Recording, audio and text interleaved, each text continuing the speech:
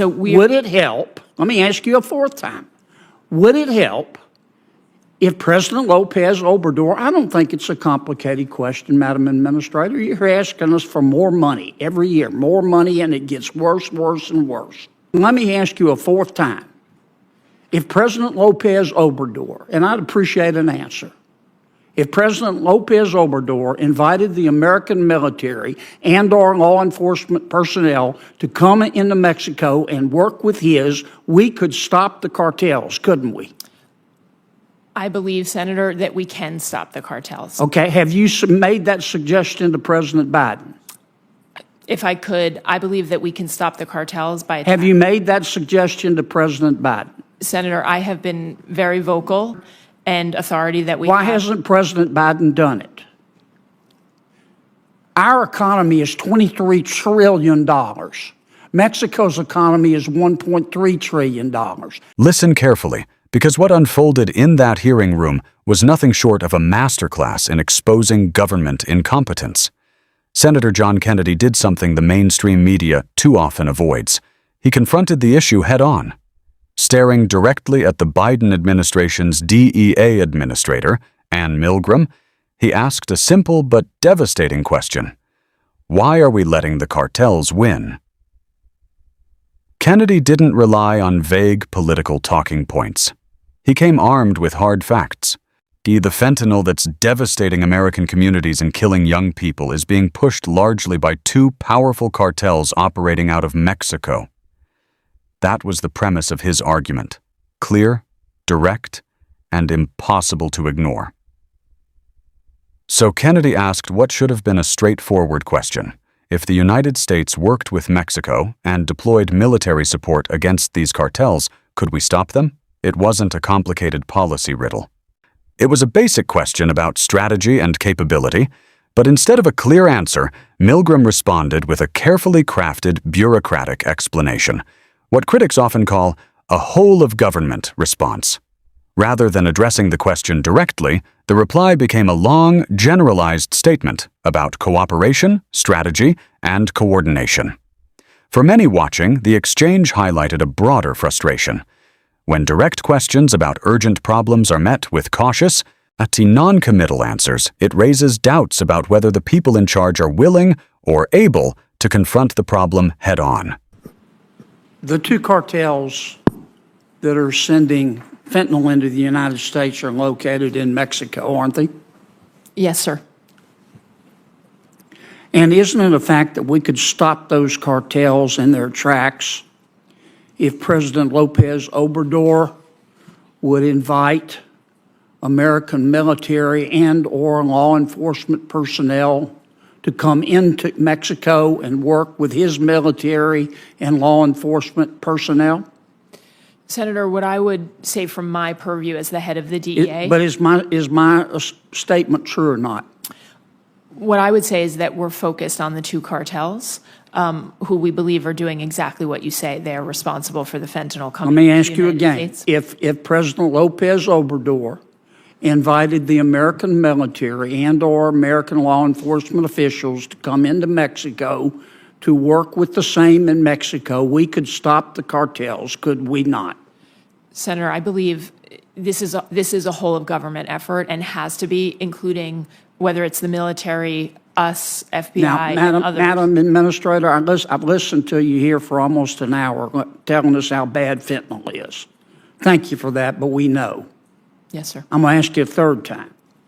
If President Lopez Obrador invited the American military and or law enforcement personnel to come into Mexico and work with the same in Mexico, we could stop the cartels. Isn't that a fact?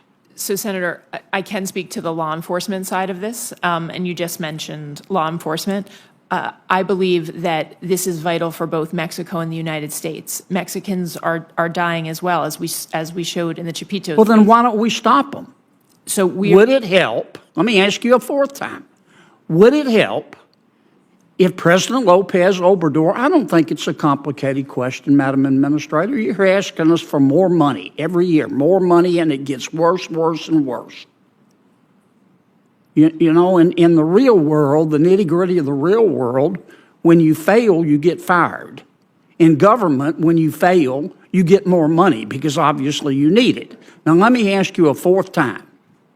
If President Lopez Obrador, and I'd appreciate an answer, if President Lopez Obrador invited the American military and our law enforcement personnel to come into Mexico and work with his, we could stop the cartels, couldn't we? I believe, Senator, that we can stop the cartels. Okay, have you made that suggestion to President Biden? If I could, I believe that we can stop the cartels by... Have you made that suggestion to President Biden? Senator, I have been very vocal in the whole of government setting on the importance of fentanyl, and all of us using every single effort and authority that we have. Why hasn't President Biden done it? I mean, this is the way the American people, whose sons and daughters are dying, look at it. Our economy is $23 trillion. Mexico's economy is $1.3 trillion. Ours is 18 times bigger. We buy $400 billion every year from Mexico. Without the people of America, Mexico, figuratively speaking, would be eating cat food out of a can and living in a tent behind an outback. So why don't you and the president, embarrassing no one, get on the phone and call President Lopez Obrador and make him a deal he can't refuse to allow our military and our law enforcement officials to go into Mexico and work with his to stop the cartels? Why don't you do that?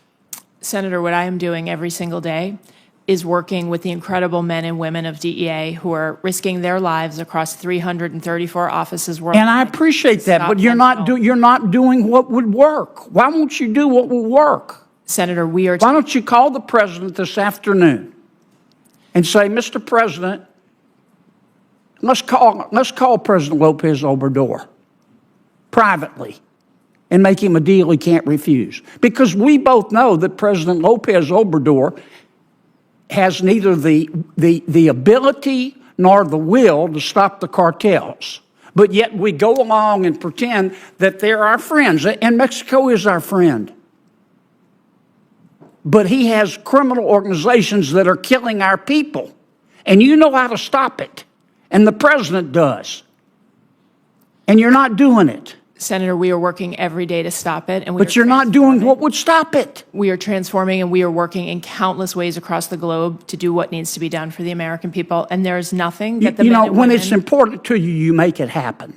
When it's not important to you, you make an excuse.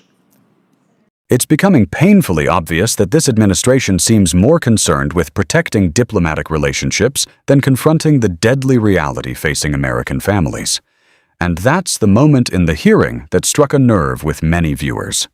Senator Kennedy highlighted what critics often call the Washington way, where failure doesn't lead to accountability, it leads to bigger budgets.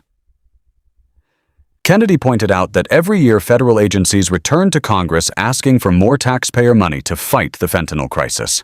Yet, year after year, the crisis continues to grow. His argument was simple. In the private sector, if someone failed repeatedly at their job, they'd likely be replaced. In government, he argued, the response too often is to request even more funding. He didn't soften the point. Kennedy told Milgram directly that in Washington, failure often seems to result in more money and more programs instead of real consequences. For families who have lost loved ones to fentanyl overdoses, he suggested, that feels like an insult. Then Kennedy shifted to what he described as the leverage the United States has with Mexico. He noted the massive economic gap between the two countries and the scale of trade between them. Hundreds of billions of dollars every year. His point was that the United States has significant influence and could potentially use that leverage to push for stronger action against the cartels responsible for trafficking fentanyl. Kennedy questioned why stronger pressure hasn't been applied and why the administration continues to emphasize partnership and cooperation rather than a more aggressive strategy. His frustration reflected a broader political debate about how the U.S. should confront the fentanyl crisis and cross-border cartel activity. The core argument he made was straightforward. When an issue becomes a top priority for Washington, the government finds a way to act quickly. But when it comes to the border and the fentanyl epidemic, critics argue the response has been slower and more cautious. For Kennedy and others who share his view, the hearing was meant to expose what they see as a system choosing bureaucracy over decisive action. Whether people agree or disagree with his approach, the exchange underscored the deep divisions in Washington about how to address one of the most serious public health and security crises facing the country today.